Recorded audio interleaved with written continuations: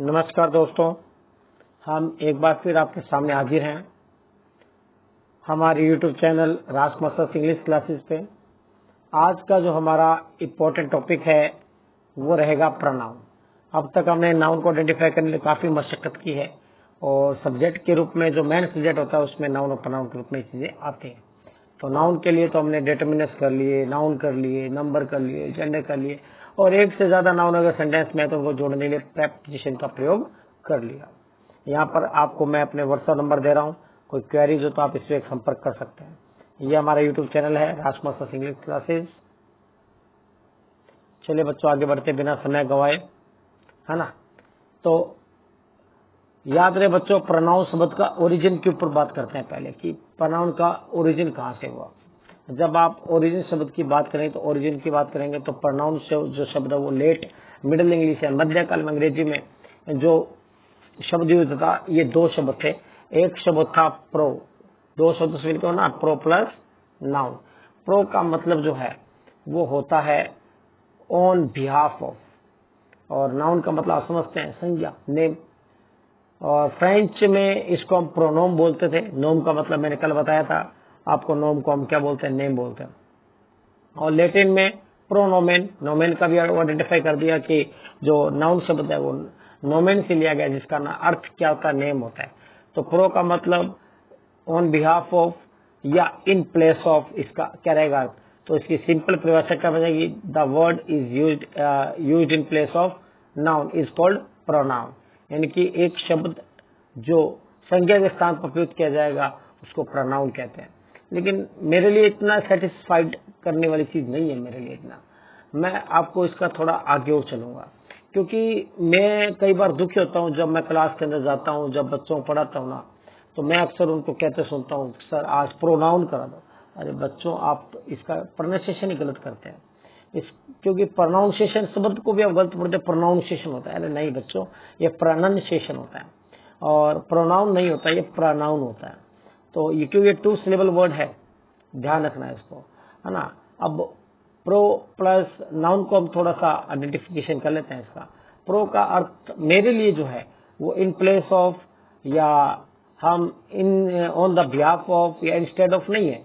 मेरे लिए प्रो का मतलब है इन स्पॉट ऑफ या फॉर, जिसका अर्थ है कि प्रो नाउन का अर्थ फिर क्या हो जाएगा, इन स्पॉट ऑफ नाउन या इन स्पॉट फॉर नाउन। आजकल काफी ये शब्द प्रचलित है, फॉर कबड्डी, प्रो हिंदू, है ना, प्रो कंट्री साइड जैसे। तो one who is in spot of kabaddi, pro kabaddi होगा वो, यानी कि जो कबड्डी का सपोर्ट करते हो प्रो कबड्डी कहलाएंगे, है ना। जो प्रोनाउन का उसी प्रकार से जो लोग हिंदुत्व का समर्थक करते हो प्रो हिंदू कहलाएंगे, है ना। जो गांव का समर्थक करते हो प्रो कंट्री साइड कहलाएंगे। So the definition of pronoun is the sound of word which you use in spot of noun या name or for name is called pronoun। वही सिंपल सी परिभाषा है, संज्ञा के स्थान पर प्रयुक्त होने वाले शब्द क्या कहलाते हैं, प्रोनाउन कहलाते हैं। तो बच्चों एक चीज और ध्यान रखना, यहाँ पर जो आपका आपने स्टार्टिंग से एक चार्ट पढ़ा है काफी, कौन सा, प्रोनाउन चार्ट। आप इसकी काफी चर्चा होती है। प्रोनाउन चार्ट अगर आपने पढ़ा होगा तो उसमें अक्सर आप लोग पाते होंगे फर्स्ट पर्सन, सेकंड पर्सन और थर्ड पर्सन, है ना। तो उसके अंदर पहला जो कॉलम होता है वो जो होता है वो सब्जेक्ट का होता है, दूसरा कॉलम जो रिलेशन होता है, तीसरा कॉलम जो होता है वो ऑब्जेक्ट का होता है। तो बच्चों मैं उसी के माध्यम से आपको ये समझाने का प्रयास करूंगा। मान लीजिए मोनू आ जाता है, तो मोनू के लिए आप कौन सा प्रोनाउन यूज करेंगे, लड़के का नाम है हम ही का प्रयोग करेंगे, है ना। मीनू है, ये नाम है, नाम हमेशा थर्ड पर्सन नहीं रहता है। मीनू है तो वो लड़की का नाम है तो शी का प्रयोग करेंगे। मोनू है, मान लो संबंध कोई चीज के साथ मोनू को बताया जा रहा है तो हम इसका प्रयोग कर लेंगे। जैसे मान लो मेरी किताब, मेरी पुस्तक, जैसे अगर लड़की है तो हम हर का प्रयोग कर लेंगे, है ना। अगर मान लो किसी को कोई चीज देनी है, हमें कह दिया यार मोनू को दे देना, टू मोनू, तो वहां पर मोनू जो ऑब्जेक्ट पे यूज होगा तो हम उसके स्थान पर बार बार मोनू ना लिखे क्या लिखेंगे, हम लिखेंगे मीनू के लिए हर लिखेंगे। अगर ये चीज अगर कोई वस्तु आ जाती है तो हम वहां पर इट का प्रयोग करेंगे, रिलेशन शो करने के लिए इट्स का प्रयोग करेंगे। अगर ये चीज बहुवचन के रूप में आ जाता है, मोनो मोनू साथ में आ जाते हैं तो इट्स दे का प्रयोग करेंगे। रिलेशन शो करने के लिए उनका हम लोग दियर का प्रयोग करेंगे। और अगर हम उनके ऑब्जेक्टिव केस की बात करें तो देम का प्रयोग करेंगे। और एक चीज और ध्यान रखना बच्चों, अगर यही बात जो है वो अननोन पर्सन के लिए आ जाए तो अननोन पर्सन के लिए हमारे पास कोई स्पेसिफाइड प्रोनाउन नहीं है, इसलिए वहां पे समबडी, समवन जैसे शब्दों का प्रयोग करके काम चला लेते हैं। चलिए इसका थोड़ा सा और डिस्क्रिप्टिव लैंग्वेज में इसको पढ़ते हैं, थोड़ा सा और समझने का प्रयास करेंगे कि क्या चीजें है ये, है ना। तो थोड़ा सा मैं आपको इसको और क्लेरिफाई कर दूं और समझा दूं कि मान लीजिए आपका नाम पवन है या मान लीजिए मेरा नाम राजकुमार है ना। तो मैं अपना अगर आपको परिचय दूं कि माय नेम इज राजकुमार, है ना, Rajkumar is a good person, Rajkumar is a teacher, Rajkumar, तो बार बार राजकुमार करूंगा तो आपको अजीब सा लगेगा, है ना। तो मैं राजकुमार बार बार ना बोले, पहली बार राजकुमार बोला, उसके बाद मैंने अपने लिए किसका यूज करना शुरू कर दिया, आई। ये आई जो शब्द है वही क्या है, प्रोनाउन है बच्चों। तो मैंने एग्जाम्पल आपके लिए लिखा है, यहाँ पे पढ़ लीजिए। सपोज योर नेम इज पवन, मान लीजिए आपका नाम पवन है, देन व्हाइल स्पीकिंग और writing instead of using Pawan, Pawan again and again you use the word I. अब मान लो आपका नाम पवन है, आप बार बार पवन का नाम थोड़े लिखेंगे, अपना नाम बार बार थोड़े लिखेंगे, तो आप आई का प्रयोग करेंगे उसके स्थान पर बार बार पवन लिखने के बजाय। तो आई शब्द जो है प्रोनाउन है ना। मान लीजिए एज ए टीचर है, I don't know your name, मुझे आपके नाम के बारे में पता नहीं है, तो मैं यू शब्द बार बार प्रयोग करूंगा। तो बच्चों जो यू है ना, मान लीजिए है ना, यू है वो भी क्या है, एक प्रोनाउन है। और यू के लिए अब मैंने आप टीचर पूछा कि मुझे नाम नहीं, तो मैंने आप नाम पूछ लिया, तो आप कहेंगे my name is Ram, but I can't use Ram Ram again, लेकिन आप बार बार राम का प्रयोग तो नहीं कर सकते, इसलिए आप किसका प्रयोग करोगे, आई का प्रयोग करोगे। तो आई क्या है यहाँ पे, प्रोनाउन है ना। अप टू हियर यहाँ तक आप समझ गए होंगे कि I, we, you, they, he, she, it, ये सब क्या है, प्रोनाउन शब्द कहलाएंगे। ये मैंने फर्स्ट क्लास में भी आपको बताया था। If you want to know more deeply in sub categories of pronoun, और एक बात है, तो अगर आप डीप में थोड़ा प्रोनाउन के घुसेंगे तो वहां पर भी आपको केसेस मिलेंगे, केसेस मतलब कारक मिलेंगे। तो पहला जो कारक है वो नोमिनेटिव कहलाएगा, यानी कि जो आपका I, we, you, he, she, it, they, ये जो आप यूज करते हैं, है ना, सब्जेक्ट प्रोनाउन चार्ट का, तो ये सारे नोमिनेटिव केस कहलाता है। क्या कहलाता है, नोमिनेटिव केस। तो आप ये बात यहां तक समझ गए होंगे, और डीप में जाएंगे तो क्योंकि ये क्या है, एक्चुअल में क्या है, परफेक्ट या डायरेक्ट सब्स्टिट्यूट है किसके, नेम्स के। अब आपको दूसरे स्टेप की तरफ बढ़ते हैं। अगर हम दूसरे स्टेप की तरफ आगे बढ़ते हैं तो हम ये पाएंगे कि वहां पर हम लोग रिलेशन पाएंगे, माई, माइन, आवर्स, है ना, योर्स, ये जैसे हम क्या पाएंगे वहां पर हम लोग ये सब्स्टिट्यूट्स पाएंगे। तो किसके स्थान पर, संबंध के स्थान पर। जब आप संबंध के स्थान पर सब्स्टिट्यूट पाएंगे, रिलेशन के नाम पर कोई भी रिलेशन शो करने के लिए संबंध, है ना, रिलेशन के नाम पर, तो वो जो शब्द कहलाएंगे वो पोजेशन होगा, किसी चीज अधिकार होगा, तो हम उसको क्या बोलेंगे, पजेसिव केस बोलेंगे। क्या बोलेंगे बच्चों, जैसे my home, my house, our house, their home, ये शब्द अक्सर इसमें यूज किए जाते हैं बच्चों, है ना। These, my, their, his, her, your, its, it, ये सब क्या शो करते हैं, पोजेशन मैंने भी बताया, तो इनको पजेसिव प्रोनाउन कहा जाएगा बच्चों, है ना। आगे भी बढ़ते कदम और आगे लेते हैं। तो कई बार हम पाते हैं कि we should keep one thing more in our mind, that these are called possessive adjective also. हम इनको एडजेक्टिव भी कहते हैं क्योंकि नाउन की विशेषता भी बतलाते हैं बच्चों, इसलिए हम इनको क्या बोलेंगे, इनको हम एडजेक्टिव भी, प्रोनाउन है बोल के हम इनको एडजेक्टिव प्रोनाउन भी बोल सकते हैं बच्चों, पजेसिव एडजेक्टिव भी बोल सकते हैं हम इनको, है ना। ये चीज आगे ध्यान रखेंगे। चलिए कदम और आगे बढ़ते हैं। नाउन की विशेषता बताने वाले शब्द जो है वो उनको हम क्या बोलते हैं, डिस्क्राइबिंग वर्ड बोलते हैं। डिस्क्राइबिंग वर्ड को कि ये जो है वो क्या कहा जाता है, उसको एडजेक्टिव कहा जाता है, तो इसको हम पजेसिव एडजेक्टिव भी कह सकते हैं। अगले स्टेप में बढ़ते हैं। तो पहला जो शब्द था वो सब्जेक्ट वाली जो लाइन थी उसको हमने नोमिनेटिव बोल दिया, रिलेशन वाली लाइन थी हमने उसको पजेसिव केस बोल दिया। तीसरा जो लाइन बचता है इसके अंदर, तीसरा जो लाइन होगा उसको हम क्या बोलते हैं बच्चों, उसको हम लोग ऑब्जेक्टिव बोलते हैं, ऑब्जेक्ट बोलते हैं। ऑब्जेक्ट ग्रुप में आई का जो है वो मी हो जाता है, वी का इसमें अस हो जाता है ना, यू का इसमें यू ही रहेगा, ही का इसमें हिम हो जाता है। तो ये शब्द जो है वो ऑब्जेक्ट कहलाते हैं। तो ऑब्जेक्ट के रूप में अगर यूज होगा सिंपल सेंटेंस के अंदर तो हम इसको क्या बोलेंगे, ऑब्जेक्टिव केस बोलेंगे बच्चों। क्या बोलेंगे, हम इसको ऑब्जेक्टिव केस बोलेंगे, है ना। जैसे सी हेल्प मी, तो मी यहाँ पर ऑब्जेक्ट है, दे टॉट हिम, तो हिम यहाँ पर क्या है, ऑब्जेक्ट है। शी जो है यहाँ पर नॉमिनेटिव केस है, दे यहाँ पर नॉमिनेटिव केस है, लेकिन ये हिम, मी और हिम जो है वो क्या है, ऑब्जेक्टिव केस है। तो जनरली ये यहाँ तक तो चलो हमें समझ आएगा। अब थोड़ा इट को लेकर थोड़ा डिस्कशन ले लेते हैं। तो बच्चों एक बात है ध्यान रखना, इट जो है वो आप लोगों ने अब तक यही सुना होगा कि हम इट का जो प्रयोग है जानवरों के लिए और इनके लिए प्रयोग करते हैं, लेकिन मैं थोड़ा सा आपको क्लैरिफाई कर दूं कि हम इट का प्रयोग केवल जानवरों के लिए नहीं करते। हम इट का जो प्रयोग है वो हम कॉन्क्रीट जो आपका नाउन है, कॉन्क्रीट जो नाउन है उसका वो पता है कि दो प्रकार के कैटेगरी होते हैं, एक तो कॉन्क्रीट होता है और एक क्या होता है एब्स्ट्रैक्ट होता है। कॉन्क्रीट के अंदर आपके नाउन के 4 प्रकार आ जाते हैं, है ना। तो उसी के अंदर जो मटेरियल नाउन भी आ जाता है ना, विजिबल जिसको आप कहते हैं, विजिबल के अंदर जिनको हम छू सकते हैं, है ना।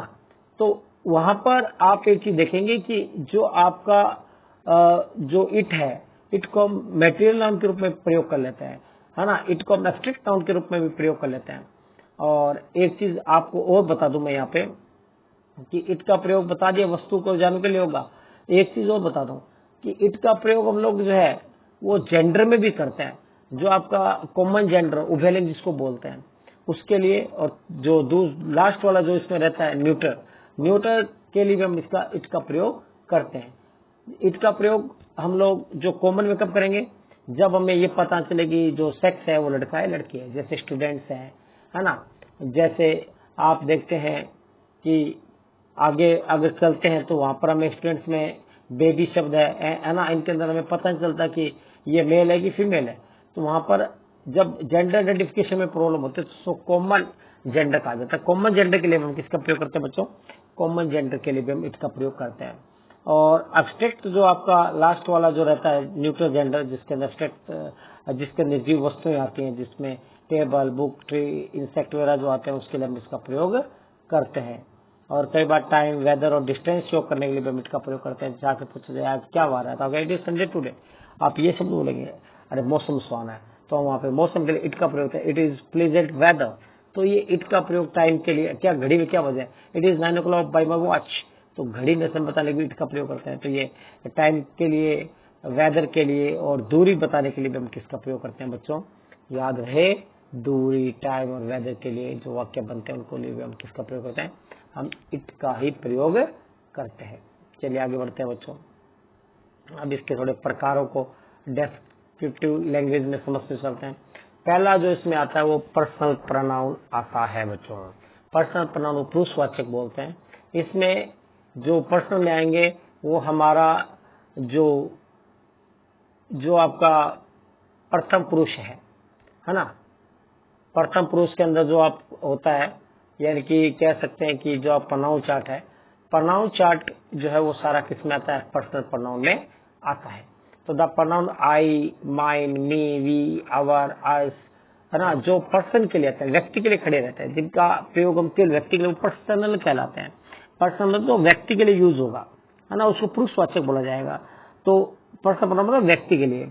तो वहां पर फर्स्ट पर्सन अगर होगा आई और वी जैसे, तो वहां पर हम इसको क्या बोलते हैं, उसके लिए हम किसका प्रयोग करेंगे, पर्सनल प्रोनाउन का प्रयोग करेंगे फर्स्ट पर्सन के रूप में। अगर मान लीजिए यू आता है तो उसको सेकंड पर्सन बोल देते हैं, जैसे you are a good boy, है ना, आई रिस्पेक्ट यू। तो यू जो शब्द है जो मैंने रेड ढीक किया हुआ है आपके लिए, ये कहलाएगा सेकंड पर्सन। आई और वी जो था, मी जो था वो था फर्स्ट पर्सन। आगे बढ़ते हैं बच्चों, है ना। इसके बाद जो आपके प्रोनाउन है his, he, him, she, hers, they, theirs, them, ये जो है ये हमेशा थर्ड पर्सन के लिए खड़े रहता है, तो इनको थर्ड पर्सन कहा जाता है। तो ये जो आपके प्रोनाउन चार्ट है, ये जो भी इसमें आई, माइन, मी, वी और us, you, your, you, he, she, it, she, her, है ना, its, it, they, their, them, जो ही आते हैं प्रोनाउन, इनको हम क्या बोलते हैं, पर्सनल प्रोनाउन आते हैं, इनको पर्सनल प्रोनाउन कहा जाता है बच्चों। चलिए आगे बढ़ते हैं। इसके बाद आता है बच्चों दूसरा जो आता है रिफ्लेक्सिव प्रोनाउन। रिफ्लेक्सिव को हम निजवाचक सर्वनाम बोलते हैं बच्चों। क्या बोलते हैं, निजवाचक। निजवाचक जिसमें अपन तो दिखे थोड़ा सा, है ना।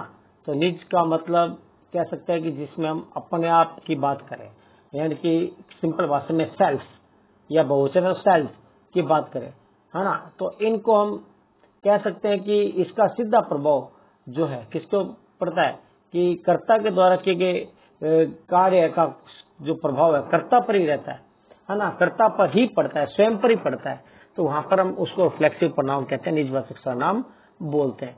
हम इसको सेल्फ या सेल्फ के द्वारा ही शो करते हैं।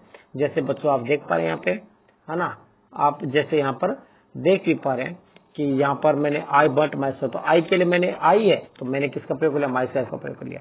कर्ता अगर ही है तो हिमसेल्फ का प्रयोग कर लिया। दे द डॉग है, डॉग जानवर हो गया, तो हम इसके लिए इट का प्रयोग करते हैं। तो सेल्फ के रूप में मैंने यहाँ पे इसको शो किया। तो स्वयं की जब मैं बात करूंगा तो वहां पर हम किसकी बात करेंगे, रिफ्लेक्सिव प्रोनाउन की बात करेंगे।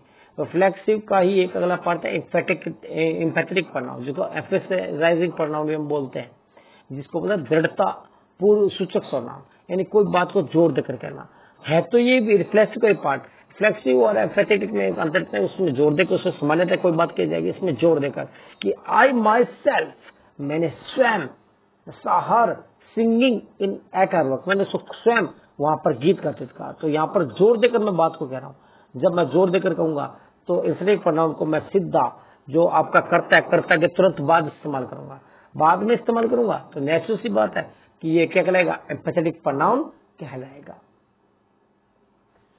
है ना। चलिए आगे चलते हैं। इसका अगला जो प्रकार है तीसरा, उसको बोला डेमोन्स्ट्रेटिव। डेमोन्स्ट्रेटिव का मतलब है संकेतवाचक, यानी का जैसे मान लीजिए कोई दो, यहाँ पे दो वस्तुएं है ना, यहाँ पे वस्तुएं पड़ी हैं, तो अगर मैं यहाँ पर खड़ा हूं और कुछ वस्तुएं यहाँ पड़ी हैं, है ना, तो वही बात है कि अगर मान लो मेरे पास एक ही चीज पड़ी है तो मैं कहूँ दिस इज बुक, और दूर पड़े तो बोलूंगा दैट इज बुक। ये संकेत जो हम कर रहे हैं इसको ही डेमोन्स्ट्रेटिव प्रोनाउन कहा जाता है। तो एक वचन के लिए दिस का प्रयोग होता है और बहुवचन के लिए दीज का प्रयोग होता है। उसी प्रकार से एक वचन के लिए दैट का प्रयोग होता है और बहुवचन के लिए दोज का प्रयोग होता है। बात नजदीक और दूर की है, संकेतों की बात है ना। तो a word is called demonstrative when it is spoken with force. जब ये जोर देकर किसी बात को पॉइंट आउट करने के लिए कही जाती है उसको हम क्या बोलते हैं, डेमोन्स्ट्रेटिव बोलते हैं। यानी कि दिस दैट दीज दोज का प्रयोग उन व्यक्ति वस्तुओं के लिए क्यों संकेत जिस स्थान पर इनका प्रयोग होता है ना बच्चों। तो जैसे this is a present from my sister, अब मैं नजदीक पड़ी थी, ये प्रेजेंट तो मुझे मेरी बहन ने दिया है। दीज आर मेड एक्सेस, ये तो मात्र बहाने हैं, है ना। जो बात गया दीज नहीं, ये तो बहाने हैं और कुछ नहीं है, बहुवचन आ गया दीज का प्रयोग कर लेंगे। Both books are good, this is better than that, है ना। किताबें हैं, किताबें पढ़ी हैं वहां पे, तो कह किताबें सेट करेंगे, ये इससे थोड़ा सा बेहतर है। नजदीक होगी तो दिस का प्रयोग करेंगे, है ना। बाकी दूर होगी तो दिस का प्रयोग करेंगे, नजदीक होगी तो दैट का प्रयोग करेंगे, दूर होगी तो दोज का प्रयोग करेंगे। चलिए बच्चों आगे हम इसके तीसरे प्रकार की तरफ बढ़ते हैं। तीसरा जो प्रकार, चौथा प्रकार जो है इसका वह है इनफाइनाइट, जिसको आप इंडेफिनिट प्रोनाउन बोलते हैं, अनिश्चयवाचक सर्वनाम भी बोलते हैं। A word is used, a word is called infinite pronoun when we don't we are not sure about exact person or exact number, कि वहां पर कितने लोग हैं उसकी सही से संख्या के बारे में नहीं था, तो अनिश्चय की स्थिति रहती है उसको हम अनिश्चयवाचक सर्वनाम भी बोलते हैं। जहाँ पे कुछ निश्चित होती तो कुछ निश्चित होती उसको हम, उसके लिए हम कौन कौन से शब्दों का प्रयोग करते हैं, कौन कौन से हमारे पास इंडेफिनिट प्रोनाउन है, आपको पता होना चाहिए, याद रखना इस चीज को। समबडी है, समवन है, ऑल है, मच है, एनीवन है, एनीथिंग है, समथिंग है, बोथ है, वन है, ये सारे सारे जो है वो इनडेफिनेट प्रोनाउंस हैं। इनका प्रयोग करेंगे तो सीधा पहचान जाएंगे कि इंडेफिनेट प्रोनाउन है। यहाँ पर निश्चित कोई चीज, ना तो संख्या निश्चित होगी ना मात्रा निश्चित होगी, है ना। अगला पार्ट इसका देखते हैं। अगला पार्ट है इसका जो है वो रिलेटिव प्रोनाउन।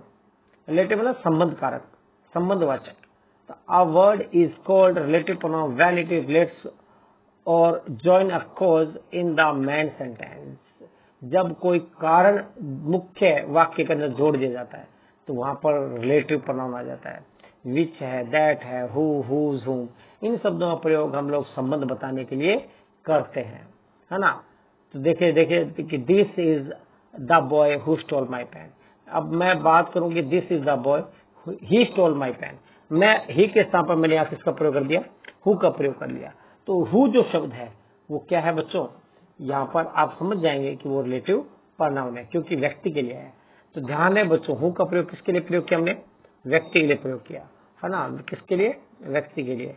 तो ये जो हु के पहले जो पर्सन है उसको एंटीसीडेंट बोलते हैं, है ना।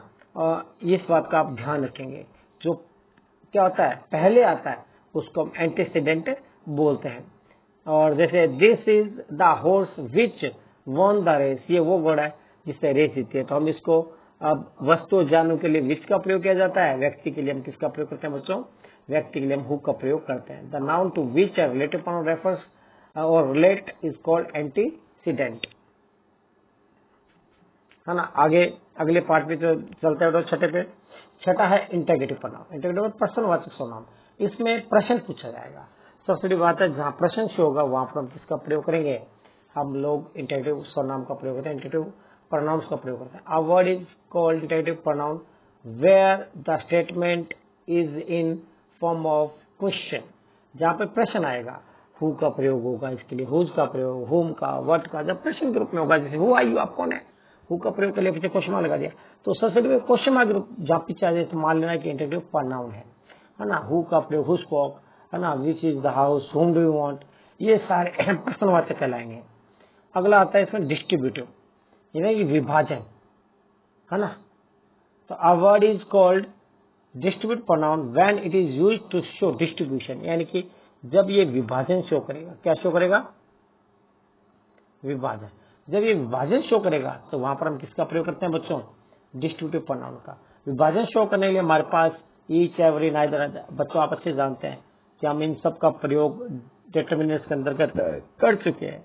तो अब आपको ये समझ में आ गया कि ये प्रोनाउन भी है और ये डिटरमिनेंट्स है, दोनों भी है ना।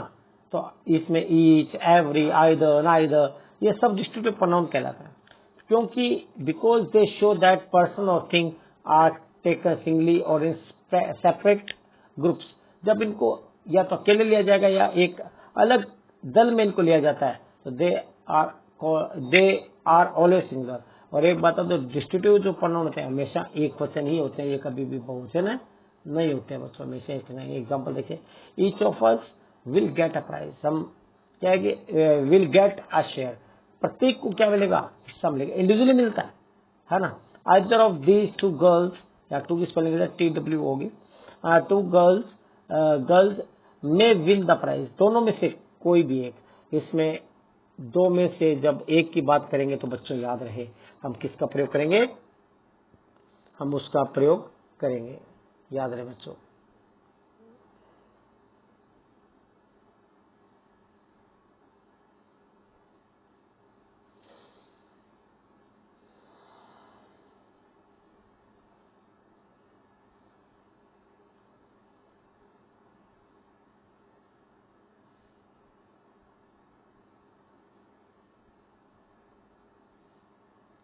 थोड़ा सा रिकॉर्ड कर दो रे बच्चों, शायद मेरा हाथ लग गया यहाँ पे।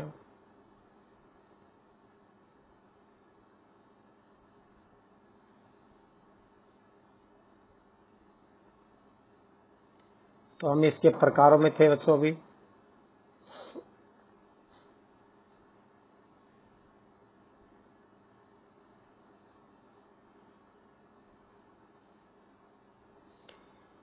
हाँ बच्चों, हम इसके प्रकार करे थे। चलिए अगले पेज पे चलते हैं हम लोग। हमने ईच, एवरी, आइदर का प्रयोग कर लिया। आइदर के बारे में आपको बता दिया कि दो में से कोई एक होगी तो वहां पर हम आइदर का प्रयोग करेंगे। लेकिन बच्चों एक बात का ध्यान रखना, जहां पर दोनों में से कोई भी एक भी नहीं होगी वहां पर हम किसका प्रयोग करेंगे, नाइदर का। नहीं, दो में से एक चॉइस होगी तो आइदर आ जाएगा, दो में से अगर एक भी चॉइस नहीं होगी तो वहां पर हम किसका प्रयोग करेंगे, नाइदर का प्रयोग करते हैं। तो ये जो है वो डिस्ट्रीब्यूटिव प्रोनाउन कहलाते हैं। चलिए बच्चों आगे बढ़ते हैं, एक कदम और आगे बढ़ाते हैं इसकी तरफ, है ना। इसके टाइप में अगला जो टाइप है, वैसे तो मुख्य रूप से 6-7 प्रकार माने जाते हैं, पर मैंने जितने प्रकार के प्रोनाउन यूज किए सारे आपको बता दिए। इसमें लास्ट जो रहेगा इंट्रोडक्टरी और एम्पैथेटिक प्रोनाउन। एम्पैथेटिक मतलब जहाँ पे जो जिसको प्रोनाउन माना ही जाता है ना, तो वो देयर और इट है। जैसे देयर जो है उसको हम इंट्रोडक्टरी या एम्पैथेटिक प्रोनाउन मानते हैं। इट को भी, इट का प्रयोग मैं ऑलरेडी बता चुका है, तो वो इंट्रोडक्टरी रहेगा या एम्पैथेटिक रहेगा। देयर का प्रयोग क्या करते हैं, देयर का प्रयोग स्थान सूचक चीजों के लिए किया जाता है। किसके लिए बच्चों, स्थान सूचक। जैसे मान लीजिए आपने हमेशा पढ़ता है कि जंगल में एक शेर था, तो उस सेंटेंस को आपने वंस देयर वाज बनाया है, तो वंस देयर वाज जहां बनाया आपने, तो उसके लिए हम किसका प्रयोग करते हैं, हमेशा वंस देयर। देयर का प्रयोग मतलब कुछ स्थान पे थे वो चीज, तो उसको उसका इंट्रोडक्शन किसके रूप में रहा है, स्थान के रूप में, तो वो देर कहलाता है ना। तो ये हो गया इट और देर का प्रयोग हो। यहाँ पे लास्ट जो बचता है नोवा, इसमें रेसिप्रोकल प्रोनाउन, दो या दो से अधिक व्यक्तियों पदार्थों के बीच में परस्पर संबंध को संकेत करने के लिए रेसिप्रोकल प्रोनाउन का प्रयोग किया जाता है। रेसिप्रोकल को जो हम दर्शाते हैं वो ईच अदर या वन अनदर के रूप में शो करते हैं। दो के बीच की बात तो ईच अदर का प्रयोग करेंगे, और दो से अधिक होगी तो वहां पे वन अनदर का प्रयोग किया जाता है बच्चों, है ना। एक इसी बात को समझाने के लिए थोड़ा सा मैंने एक यहाँ पे एक आप बच्चों आपके लिए डायलॉग लिखा। मान लीजिए आप एक स्टूडेंट हैं, क्लास के अंदर खड़े हैं, टीचर क्लास में आता है और आपको बोलता है what is noun used for him. जैसे मैं teacher stand before the class, the teacher asked the other student what is the noun used for him. मान लो क्लास में आए टीचर और टीचर ने एक स्टूडेंट को खड़ा कर लिया और दूसरे जो खड़ा बोलो भाई इसके लिए कौन सा प्रोनाउन यूज होगा, है ना, कौन सा नाउन यूज होगा। तो आप नाउन का मतलब उससे पूछा भी इसका नाम क्या है, सिंपल भाषा में तो बता दिया सर इसका नाम राज है। तो राज का मतलब नाम हो गया। नाम क्या कहलाता है, नाउन कहलाता है। नाम क्या है, नेम, है ना। तो टीचर पूछा भाई ठीक है बढ़िया बताया शाबाश। टीचर ने कहा कि what is pronoun used for him, इसके लिए प्रोनाउन क्या होगा। अब नाम है, लड़के का नाम है तो ही आ जाएगा, लड़के का नाम है तो शी आ जाएगा। फिर टीचर ने क्या किया, दो स्टूडेंट्स को खड़ा कर लिया क्लास के सामने, पूछा what are the nouns use for them, इन लोगों के लिए नाउन क्या यूज होगा। तो मान लो दो लड़के थे, दोनों का नाम बता दिया तो दो हो गए तो नाउन हो गया।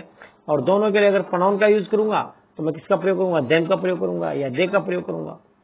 तो इस प्रकार से आप छोटे छोटे एक्सरसाइजेज भी क्लास में कर सकते हैं बच्चों, जिससे कि बच्चों को इजीली समझ में आ जाए। तो इसके लिए एक अभ्यास किया मैंने यहाँ पे, Ram is a boy, Ram एक लड़का है। डैश इज अ स्टूडेंट, वह क्या एक विद्यार्थी है। तो राम के लिए बच्चों ध्यान रखना कौन सा प्रोनाउन यूज होगा, ठीक है, बार बार आप राम का इस्तेमाल नहीं कर सकते। The dog is here, dog के लिए वह जानवर है, जानवर के लिए किसका प्रयोग होता है, इट का प्रयोग होता है।